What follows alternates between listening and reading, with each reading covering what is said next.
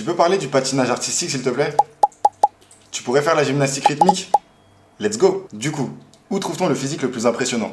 En patinage artistique ou en gymnastique rythmique? Je te dis ça tout de suite. Pour commencer, le patinage artistique, c'est de l'équilibre, de la puissance et de la finesse. C'est un sport d'équilibre extrême. Tu dois gérer ta vitesse, ton axe et tes rotations. Tout ça sur une surface instable, la glace. Leur force concentrique est dingue, surtout dans les quadriceps et les mollets pour propulser les sauts. Et leur gainage profond est ultra solide. Leur proprioception, c'est une folie. Ils savent exactement où est leur corps dans l'espace, même en pleine vrille. Attention, c'est pas juste du style.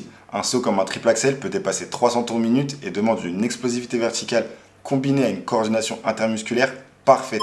C'est une maîtrise de l'inertie très rare. Et faut pas sous-estimer leur endurance, surtout neuromusculaire, parce que tenir des efforts explosifs avec précision plusieurs fois par programme, c'est un vrai défi. Les patineurs développent une symétrie musculaire impressionnante, essentielle pour la précision des figures, comme par exemple pour la pirouette Billman, qui en plus demande une mobilité extrême des épaules et de la colonne. Et mentalement, c'est une pression de dingue. Tu dois performer seul ou en duo face à un public et la marge d'erreur est égale à 0. Pour la gym rythmique, c'est du contrôle articulaire, de la fluidité et de la précision. C'est un mélange de danse, d'acrobatie et de maniement d'engin, où chaque mouvement demande une souplesse extrême, mais surtout un contrôle articulaire incroyable. Les GR ont une incroyable force élastique dans les jambes pour leurs impulsions et ont une hypermobilité contrôlée au niveau des hanches, du rachis lombaire et des épaules.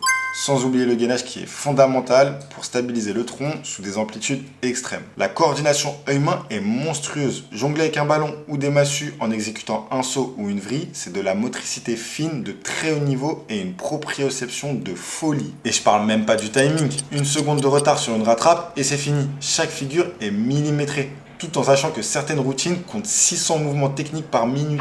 Pour ce qui est de mon avis, si tu cherches un corps explosif, ultra proprioceptif, capable d'encaisser des impacts à haute vitesse, avantage patinage artistique. Mais si tu veux parler de mobilité extrême, de coordination millimétrée et de maîtrise du corps dans l'espace, là, la gymnastique rythmique est imbattable.